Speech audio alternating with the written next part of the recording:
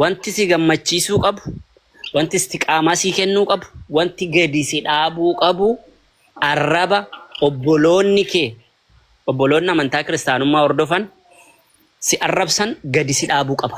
Sabeessu naaf galatoo hundi keessan simannaan keessan baay'ee namatti tola dhugaa dubbachuudha. Baay'ee dasnaa'ee jira. Isa kaan immoo walumatti deebina yeroo bal'aa qabna waan ta'eef rabbi waliin nu haa jiraachisu.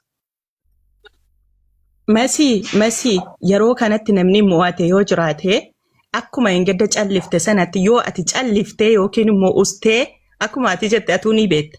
Yoo calliftee wallaahi nama hunda mo'attee wanni gochuu dandeessa. Garuu wanti ati dubbachuu qabdu maali? Waan barnoota ta'u qofa.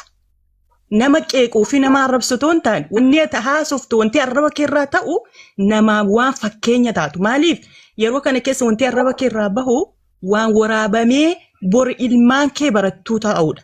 Ilmaan keetiitu maatii keetiitu atiitu akkoo taatee waan taa'udha. Akka durii miti laa. Yeroo duraanii baay'ee hin waraabamu. Hamma jechee ati tokko haasoftu waraabamee lafa sii ta'a. Wantoota as haasoftu arraba keerraa bahu masiiti yaa'atu obboleettitiyya.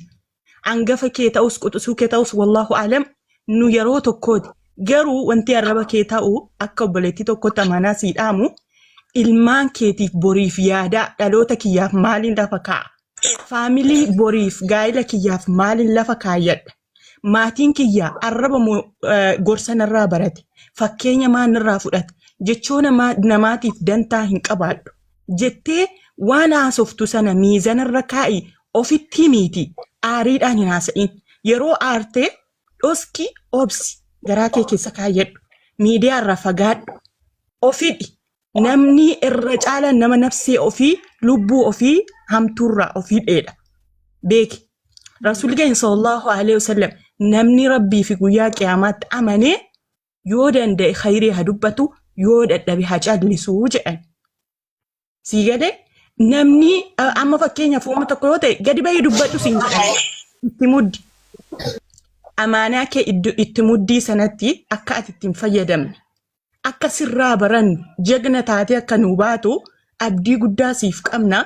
Namoonni fakkoonni an ilmoon too teessee fakkeenya sirraa fudhattuun barbaada malee ilmoon koo siin jallattuun barbaadu siif agalu. Nama siichi dubartii miidiyaa irratti ilmoon koo laaltee jallattuu miti.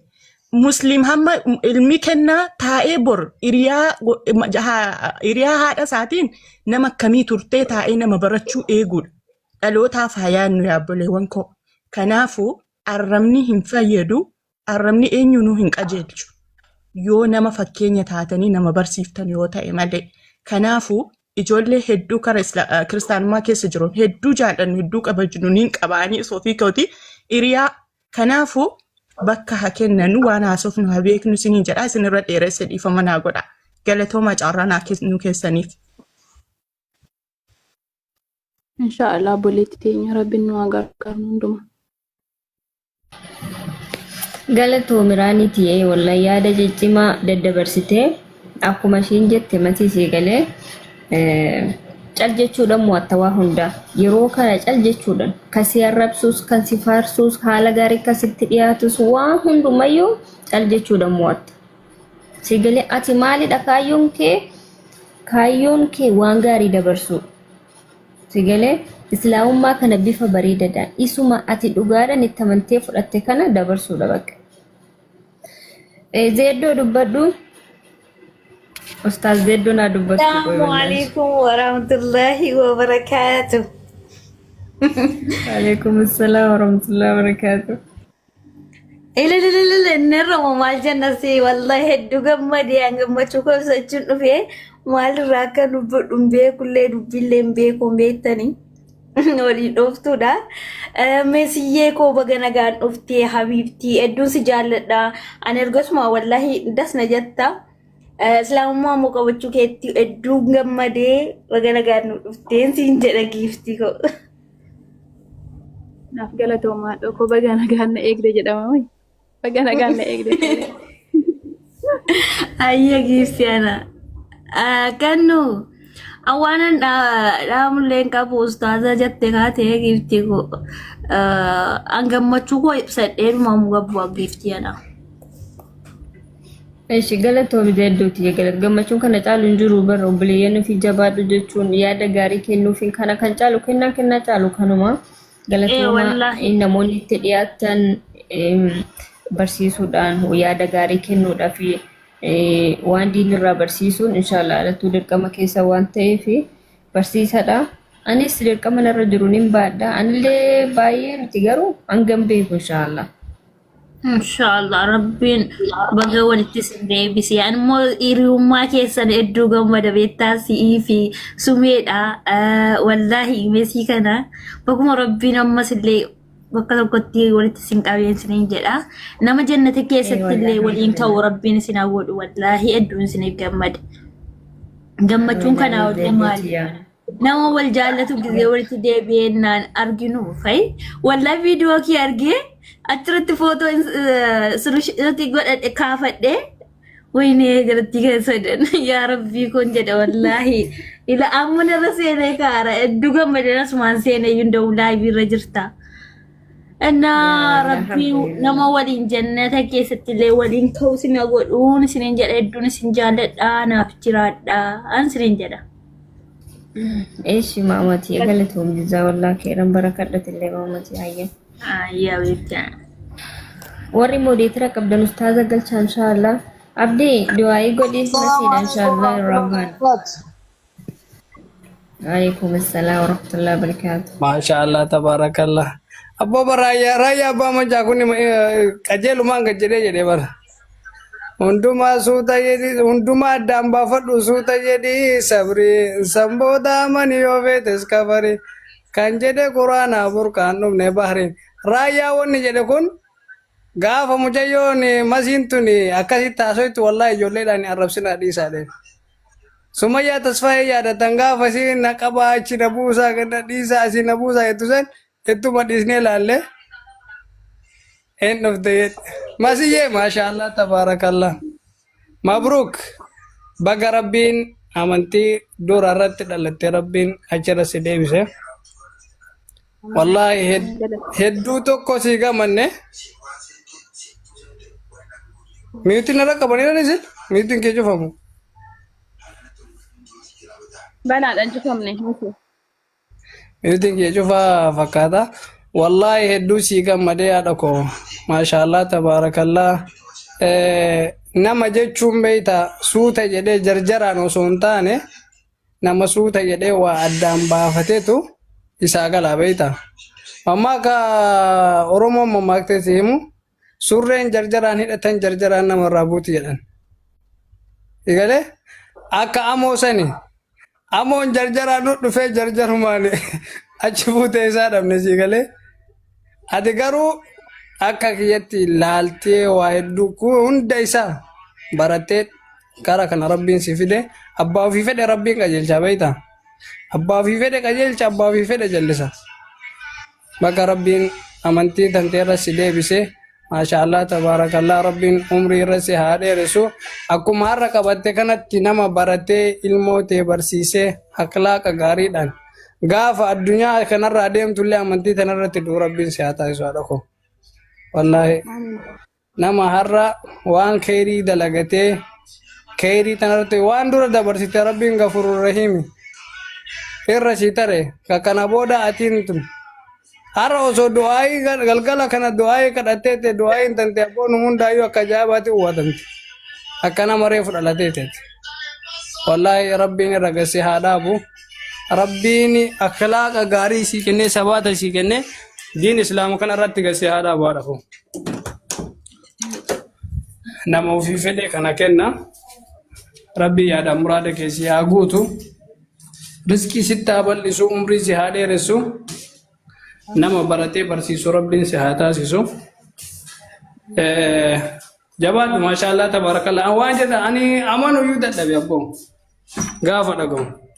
Sila masimmaantun tamii masimmaantun deemuje yoo ture dhugamaan amantee yoo. Anayyuu maallaan jette seete abdii dhiifama naan jette tiiktaakii dhuftee kennaa dhiifama isa kanaan dura si arrabse naan jette. Hoy onnee kiyya keessaa wanti ta'e taane jedhe wallaahi.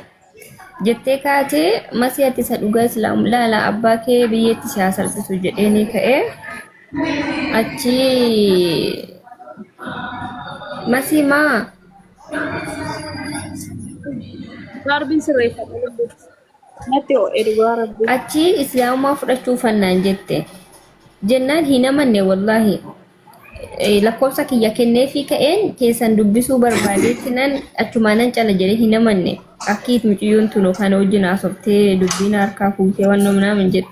Kalecha gizee ishiin nattee islaamummaa fudhatu namanee arra dubbisne guruppii gooneessumee Ani wallahi nama nasila ijoollee akkanumaan asirra oofaa jira moo dubbimatu dhugaadhee ka'e lamuu yogguu viidiyoo ustaaz Farahanaa dhugu maashaallah tabaarakallah akkana kun rabbi yoo nama qajeelchuu barbaadu akka ofii fedhe amma guutumaa guututti amana inshallah du'aayii godhaa fi amma na barsiisinaan jetteertiin hin barsiisa waan ta'eef yaan inshallah guutumaan amante rabbi haalaafisu maalitti darree wataka fuutanii amma gara markaza darbuudha lal gara biraa deemuun hin jiru keessan hin barsiisa keessan akkaataa salaataa odoo akkatti hoddaatan hin barsiisa inshallah rabbi jedhee sin anaaf du'aayii godhaa ishiidhaafis rabbi siif haalaafisu diinii kee irratti si haa jabeessu obboleeyyan keenya azirta hundi keessan du'aayii godhaa fi wallahi du'aayii waan hunda jijjiiruu danda'a waan ta'eef bakka rabbi uma isaa irratti quraana isaa siif haa qabu rabbiin karaa isaa sin filate tokkichummaa isaa irratti rabbiin shahaada si haa godhu bakka akiraaf duniyaa si haa milkeessu rabbiin jedhaani wallahi waan xiqqaa miti kun sinan barreessitan kun waan keessa yaadaa jiru kanaaf jechoota gaggaarii jedhaani gorsi reefu raaniin si godhite sun wallahi masi gorsa ajaa'ibaa si gorsite gorsa sillee si fayyadee ilmoota illee si fayyadu ana mahaati manaa koo hin beeytaa yoo beeyte sumayyaa kenna fadura islaamummaa qabatte sumayyaa tasfaayee fadura islaamummaa qabatte har'a garuu bakka isiin jirtu namni hin beeku siigalee wallahi har'a garuu bakka isiin jirtu namni hin beeku Maari eenyu abbaa jirti yoo maa dirqama maal godhuu feetaa dhabde munaasifano Oi kenna. kanas fuutemi wayyee ማነው የሚያወራኝ? የዝና የስሙ ይገባለሁ እንዴ? እኔ ተሰድቤዋለሁ። abdiidha okay ታብታብ hin godhani bar obboleen mee taabtaa sumayyaa jennaan sumayyaa tasfaayee seerta masi no sumayyaa tasfaayeetii miti sodaatin sheeticha dhiisaa ishii jirti miti barsi masii kan biraati tun sumayyee kan biraati baay'ee miidiyaa irraan turre akkumaan fuudhee innis ol galchi mjiyyuu nu jalaa dhooseen kaallichi kun isa baafuu taabtaab hin gootan obboleen akkas masiyyee jabaadhu rabbi si haa laaffisu rabbi sabaata si haa kennu jabaadhu amshir ammaa barattee barsiifta laalifatta jettee wallahi ኢንሻአላህ amma kunoo kennaaf sumayyaan amma kunoo akka jaabaatti barsiisaa jiranii quraana iyyuu inshallah wallahi rabbi nu laaffisu jireenyi keenya afteen jiruu teenyaa keessa kanaan booda diinii malee waa tokko wallahi wala muuziqaa wala siyaasaa wala ekeleen kufee ekeleen ka'ee maan idda kalfii illaa rabbil alamin waa'ee tokkichummaa rabbii malee gonkumaa akkas argitan kun dubbi aluutaaf waan gaarii dabarsee inshallah moduu ayinkee yeroo hundumaa yaa rabbi mucaa koo barsiifadhee isaa diinii barsiisuu osoo nan agarsiisin dachee kanarraa nan kaasin hin jedhu niyyaan kiyya kana bas sanii galee malee ekeleen akkanatti bu'ee ekeleen akkatti galee siyaan akkana ta'ee minaamin kana keessaa gallee jirra inshallah bakka gaariitti nu eega du'aayii nu godha sinillee hunduma keenya rabbiin nu qajeelchu wallahi Ustaz Zaidar. Oi me kennu gabboy ol deebi'a qoy gabboy ol deebi'a ne torkina fakkaata. Bye ayya.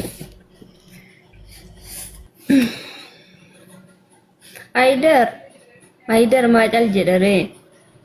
Taabtaab hin gootan obboleeyyan masii fooloo godha. Anas fooloo godha hunduma fooloo ol godha marra koo qabama. السلام عليكم ورحمة الله تعالى وبركاته يا ور إسلام ما خيسة تريفي يا ور إسلام ما يا خليسة كلكم وعليكم السلام ورحمة الله وبركاته. والله وني قبل نوفي وني نشط ينوفي نمني يوس لو ما تدفي قلبين نقمد وني نقمد في نفسي انت كغافا إفارقتو غافا dhugaa hubattu nama gammachiisa. Namoonni yeroo gara shahaadaatti dhufanii namoonni waan baay'ee jedhan. Namni biyya keessaa immoo rakkate. Gara islaamummaatti dhufnaan bakka mallaqa fa'aa fudhachuuf jedhan. Ishi diyaaspooraan shahaadaa osoo kam ta'a ishii akkam goota ishii irraa fuudhuuf shahaadaa absisna mallaqa irraa fudhachuudhaaf. Warri biyya keessaa baay'ee rakkate. Bakka namni shahaadaa qabannaan hin rakkatee, hin miidhamee, hin beela'ee jedhan akka waa isaan bira daabbuun hin jirre. Wanni jechuun barbaadu maalidha? Obboleetti keenya baga Rabbiin amantaa ofii isaatii filate amantaa ragaa fi haqa qabu tokko addunyaa kana gubbaa jiru baga Rabbi nagaan si fide jechuun hin barbaada. Wallahi baay'ee nama gammachiisa. Baga gammaddee baga gammanne inshaallah warra addunyaa irra qofa waliin gammadu osoo hin taane warra akhiratti illee waliin gammadu waliin firdoosi Rabbi nu taasisu inshaallah. Dhiyoo tana jamaat waan naan jedhan isin jannata keessatti akkam dubartii akkam duutatti naan jedhan isinoo inna nuti hin fuunu dubartiin jannata seenti jennaani dubartiin hin seentu dubartii hundi dhiira taatee seenti naan jedhe yoo isin barbaadde jannata kanaaf as wanti hundi ni jira amantaa islaamummaa kana keessa guutuudha. Uni dhabamillee hin jiru. Addunyaa kanarraa bakka kan fogotaadha hammaama yookaan shintibeetiidha. Islaamummaa keessa yoo jiraatte hammaama yeroo seentullee waan jettee seentuu qabda waan jettee baatu qabda hammaama keessa. Yeroo raftu waan jettu qabda yeroo baatu waan jettu qabda waan ollaadha waan abbahaadha waan biyyaa waan firaa waan lafee waan nafaa waan namaa wanni hin jirre hin jiru guutuudha. Amantaa biraa keessa yoo deemte amantaa barbaadde keessa waan kana jetta amantaa kenna keessatti assalaamu alaykum wa rahmatullahi wa barakatuh jetta ajiri soddoma argatte. Saniif ammallee warroonni amantaa biraa hordoftan ka sagalee kee kana dhageessan kan mana kennaadhaa keessa jirtan yoo jiraattan miira keessaa baha ishiinillee waa jettee nunillee waa jechuu osoo hin taane gadi dhaabbadha yeroo tokko waa laalaa herreega godhaa. Wangeelli ifaan ifatti akka waaqni sadii hin taane akka waaqni lama hin taane afur hin taane tokko akka ta'e irra deddeebi'ee dubbata bakka hedduutti. Yesuus Kiristoos akka ilma namaa ta'e bakka 80 walitti dubbata wangeelli. Atammoo diddee waaqayyo jette. Dhiisi mataan jabaatiin yaa obboleessa kiyya. Dhiisi mataan jabaatiin yaa mucayyoo. Miira keessa galtee kun siyaasaa mitiyyuu. Kun siyaasaa miti. Kun waan gandummaati waan naannummaati mitiyyuu. Gadi dhaabbadhu wangeela dubbisi. Namni wangeela dubbisi. Wangeela hubate. Sadaffaarra wangeela yoo fudhate namni sun yoo laa ilaaha illallah Muhammad Rasulullah jedhe malee wallaahi wa billaahi muslima. Muslima ni ta'a. Mee ati dhugumatti wangeela seeraan dubbisi wangeela seeraan fudhadhu seeraa hubadhu mee. Maaliif jennaan namni amma pheenxee ofiin jedhu yookaan amantaa kiristaanummaadhaa ofiin jedhu mee Yesuus Kiristoos mee ofii isaatii awwaa gochuu hin danda'u jedheera mee ati Yesuus waa tokko gochuu hin danda'u jedhu yoo ta'e asii miti asii murtamalee hin jedhu waa wangeela jedhu hin jedhu. Kanaafuu jammata kan akka itti wal dadhabne tokkoffaa wangeela walii araarsuu dadhabne. Osoo wangeela walii araaraman yookaan waa wangeela jedhe fudhatanii silaa rakkoon qabu ture. Silaa karaan gabaabbataadha. Garuu ani hadiisaaf quraana fudhachuu didee qaama biraa wajjin wal mormuu rakkoodha. Dura an wangeelaan mormuu dura quraanaa fi hadiisa fudhachuun irra jiraata. Sana booda wal mormuun irra jiraata jechuudha. Irra hedduu nama kiristaana yookaan pheenxee ofiin jedhu kan wajjin rakkanne parsentii guddaa wangeela fudhachuu didanii. Wangeela isaanumti maal jedhanii isin maaliif waa'ee quraanaa haasoftu waa'ee wangeelaa haasoftu maaliif waa'ee hadiisaan dubbanne maaliif waa'ee quraanaan dubbanne jedhanii lolan yeroo baay'ee nuti bakki itti rakkanne hadiisaa fi quraana wanni dhiifnee waa'ee wangeelaa kana guyyaa haasofnuufi isinii fi wangeela walii araarsuudhaaf isintu wal dhabe waan ta'eef saniif dubbii isinit dheeressinaa baay'ee jira dhiifama naa godhaatiin masii teenya baga gammanne ulfaadhaa horaa bulaa deebanaa dagagaa rabbi islaamummaa sii kenna irraa isin fudhatinii irra gase haa dhaabu rabbii waan sii kenne kana sirraan fudhatinii addunyaa akhiraa ittiin milkaa'ii ittiin nagaa ittiin najaa bahisin jechuu barbaada. Islaamummaa keessatti ammoo qormaata adda addaa jira. Maaliifi hawaasni ati biraa dhuftellee qormaata sitti ta'uu danda'a. Ijoolleen tokko tokko ati dhuftellee waan adda addaatiin qormaata ta'uu danda'anii. Saniifuu wanni kun obsa barbaada. Obsuu, gadi dhaabbachuu, ijjannoo kutannoo feesisa. Saniif waan itti dhufte kana irraa duubatti hin deebi'inii.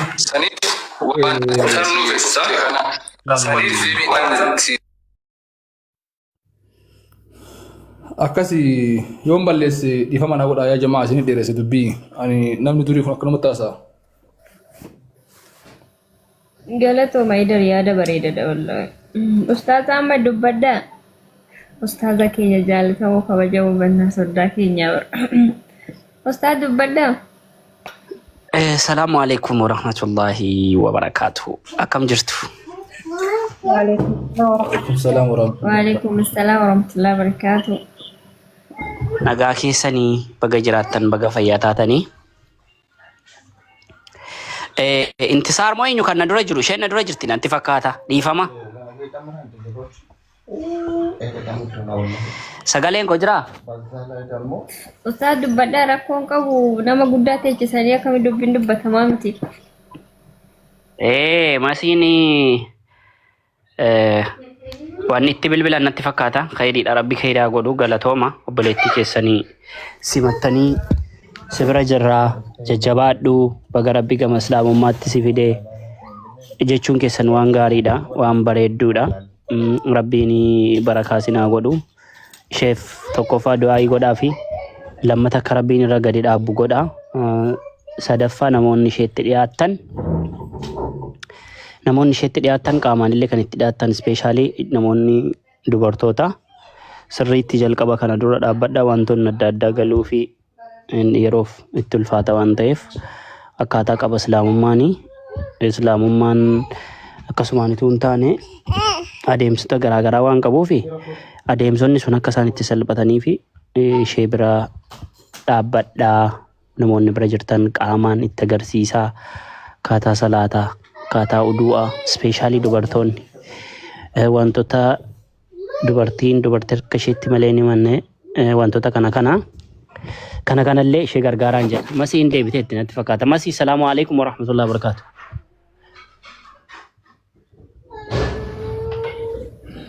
Wayyuu sitti bilbila isaa maatti bilbiltanii cinqatuusa.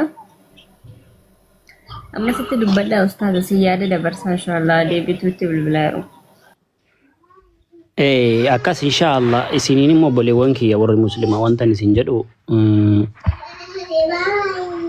ilaa yeroo fakkeenyaaf sooshaal miidiyaa kanarratti waa tokko baanee dubbannu arrabsuus gaafa nama arrabsuu caalaa bifa nama gorsuutiinitu wantoota garaagaraa hojjenne fakkeenyaaf namoota nuti arrabsinee gaabbine namoota meeqaatamatu jira namoota nuti faarsineellee salphanne meeqaatama jira faaruun keenya daangaa godhachuu qaba daangaa isaa darbuu hin qabu bakka daangaa darbuu hin qabu namni tokko islaamummaatti dhufuun nama gammachiisa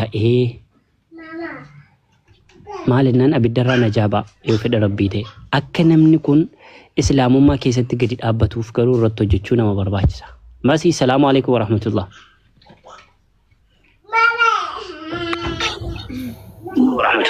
Masih sagalee sitti dhagahamu Ustaaz Ahmad bartee Ustaaz itti mul'adhaame ganama waa'ee keessanii dubbannee bar isaa arrabsaan ture nuun jette. Allah rakkoon qabu. Maaliif akkasitti gadi baasta amma na saalfattee gadi baate fakkaata. Saalfatteen si adugaa. Sagalee koo kanan dhageessi. Deebite nande deebisaa warri modeetira buleen.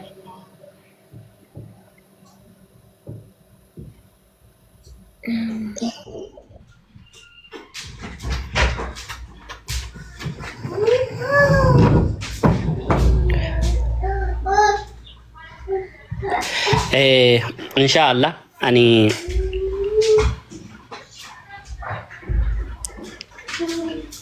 sagaleen koo jira niitoorkii isheetti dadhabaadha natti fakkaata. Isheetiin guddisi naannisi guddisi isheetiin. Masi. Salaamu alaikum abshir rakkoo hin qabu. Bakka lamatti deebisaa warri modeetu eeyyuu galatoomaa ayye. Waalaikum salaam warahmatullahi wabarakatuh. Akkam nagaadhaa fayyaadhaa? Dhugaa koodha. Maashaallah. Baga rabbiin amantaa irratti si uume, rabbiin irratti si uume irratti rabbiin baga itti si deebise. Amantaan kun amantaa haaraa miti. Kaleessa sasumarra turte. Rabbiin guddaan alhamdulillah faaruun kan saati rabbii islaamummaa itti si deebisee islaamummaa sii kenne. Alhamdulillah guyyaa kan arguun anaaf akka dhuunfaa kotti waa guddaadha. Abdataan ture akka rabbiin si qajeelchuuf arran bilookkii sirraa kaasee argee bilookkii jala turte waggaa 3 dargan si hordofuu dhiise bilookkii si godhee jechuudha. Arran viidiyoon kun dhugaa miti jedhee gaafan viidiyoo kan arguun dhaqee bilookkii jalaa si baase faaruun kan rabbiiti. Hedduun si gammadeera. Rabbiin kaleessa kee sana jijjiiree har'a godhee boorkee immoo arraa akkas bareeche kana caalaa si bareeche nama kaatimaa tolee duniyaa kanarraa galu rabbi si haa godhu. Islaamummaan amantaa amananii ittiin bulanii irratti du'anidha. Rabbiin nama sana irratti illee si haa taasisu. Jecha laa ilaaha illallah jedhuun ragaa baatee turte rabbii tokko malee haqaan gabbaramaan hin jiru. Nabi Muhammad ergamaa rabbiiti. Gabricha rabbiiti. Nabi Isaan ergamaa rabbiiti. Gabricha rabbiiti itti ragaa baateetta. Ragaa kee kana ragaa haqaati, ragaa dhugaati jedhee rabbiin ragaa siifaa ta'uu, ragaa siifaa ba'u. Wanta ragaa baate kana rabbiin illee ittiin si haa milkeessu. Kaatimaa kee illee rabbiin haa tolchu. Galgala kee galgala ofii toluudha. Islaamummaa irratti dhalatanii ittiin jiraatanii booddee baduunis hin jira waan ta'eef ati immoo irratti dhalattee maatiin irraatii si kaachisanii amma immoo maatiin irraa si kaachisan rabbiin ofitti si deebisee itti deebiteetta. Galgala kee rabbiin haa tolchu. Hunda caalaa jechi nama dubbadhu kun namoota biraaf fudhatamuu dhabuu danda'a. Faaruun nuti si faarsinu caalaa baga rabbii islaamummaatti si fide ati nama jabduudha ati nama akkasiidha si jennu caalaa namoonni faallaa kee isa isaan si arrabsanitti gammaduu qabda. Wanti si gammachiisuu qabu arraba isaanii ta'uu qabu. Wanti si gammachiisuu qabu, wanti istiqaamaa si kennuu qabu, wanti gadi si dhaabuu qabu arraba obboloonni kee obboloonni amantaa kiristaanummaa hordofan si arrabsan gadi si dhaabuu qaba. Arraba sana akka faaruutti fudhachuu qabda. Yeroo obbolaan kee warri muslimaa warri amantaa islaamummaa hordofan baradhu jedhanii dhufanii si bira dhaabbatanii si barsiisan galatooma. Gaafa isaan si faarsan faaruu kanaan akka hin gowwoomne. Dantaan godhatiin faaruu isaanii watakka waan si fayyadu hin qabu faaruu isaanii. Maaliif na dhaggeeffadhu wanta kana waan isitti dubbadheef namoonni islaamummaan kan muslimootaa miti. Islaamummaati muslimoota ammate malee muslimootatti islaamummaa ammate miti. Islaamummaati muslimoota kana guutuu walitti qabee ammate sadarkaatti godhe. An akka dhuunfaa kootti wanti sirraa barbaadu arraan kanatti hunda keenya caalta sadarkaatiin. Sadarkaa addaa, sadarkaa ajaa'ibaa rabbi sii kenna. Sadarkichis namni tokko yeroo kufrii irraa gama islaamummaatti dhufu badiinni kaleessa dalage kulli irraa dhiqa rabbiin. Haqa namaa yoo ta'e malee haqa namaa abbaasaaf deebisu.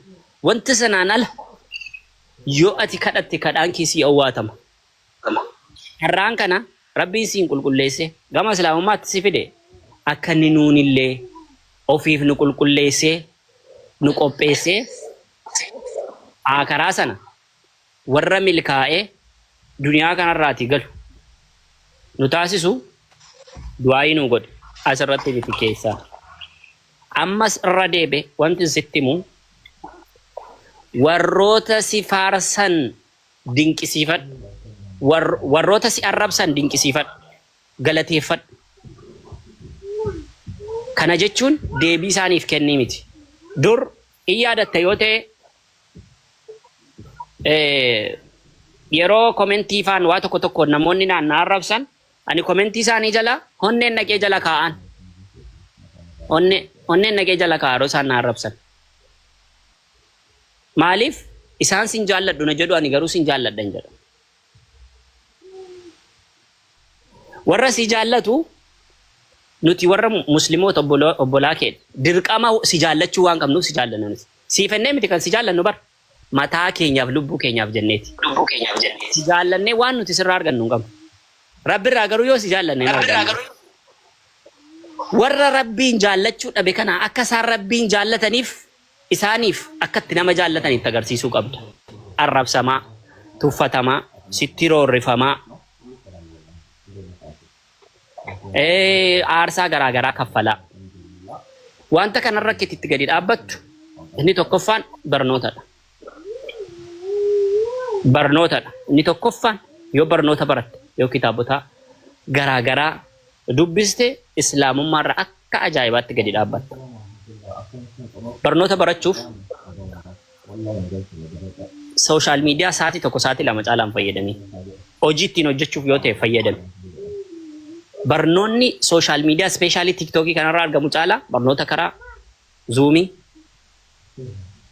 karaa iimoo ispeeshaalii barnoonni karaa zuumiitiin baratamu waan akka malee gaariidha.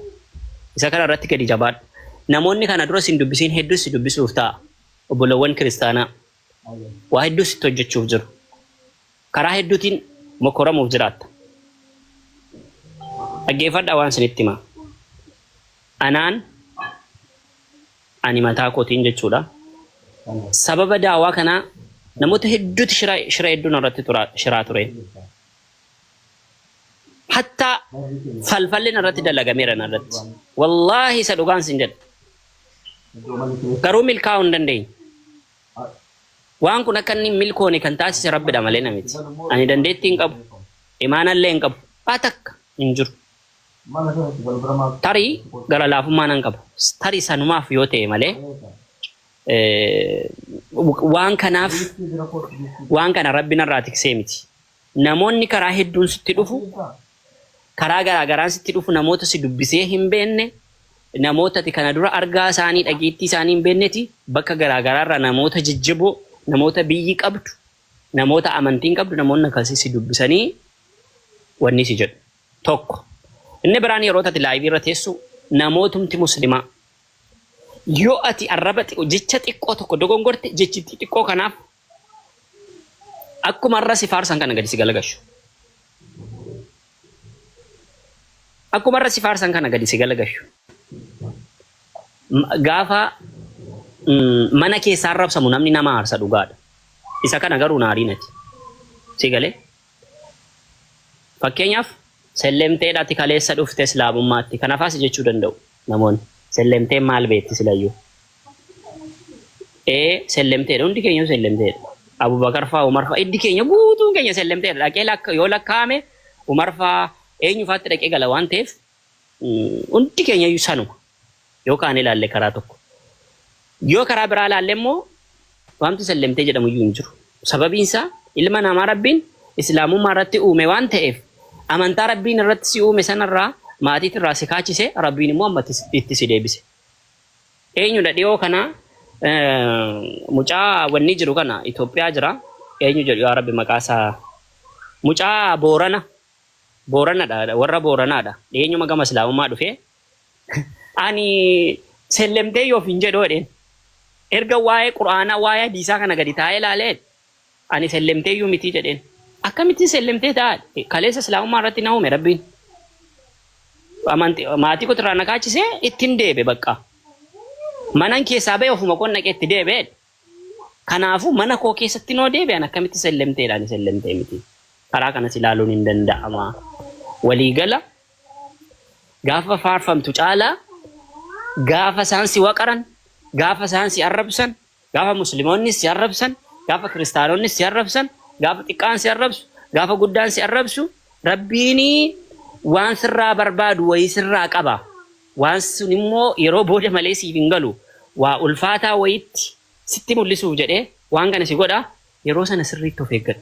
Deebii namaa kennu rabbaa fedhaate islaamummaa kee irratti gadi jabaadhu. Salaata kee salaadhu. Du'aa kee godhadhu. Barnoota kee baradhu. Faarfamuu caalaa ammas irra deebe faarfamuu caalaa arrabsamuutti gammadi. Faarfamuu caalaa qeeqamuutti gammadi. namoota jechoota hin taane siif oolaniif komentii gaarii, yaada gaarii, miseji gaarii barreessiif. Haadha kee fi abbaa kee yoo duniyaa kanarra jiru ta'e jabeessi sirriitti. Sirriitti jabeessi jara. Jara sirriitti jabeessi akka malee eenyuun olitti haadha kee fi abbaa kee jabeeffadhu. Tola isa yeroo kaan isaaniif ooltu caalaa isaaniif oolii rabbi islaamummaa irra gade si yaa dhaabu. Ani kanuman si jedhaa. Rabbiin waa hunda si dhiiseera. Ammas gara fuulduraa rabbiin galgala kee bareechuu si jedha. Hunda keenya rabbi galgala keenya bareechuu. Aamiin.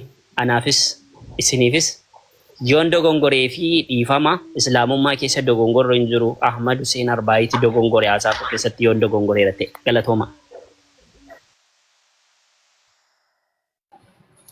Masih di fama jedin ka Ustaz Ahmadin amma mas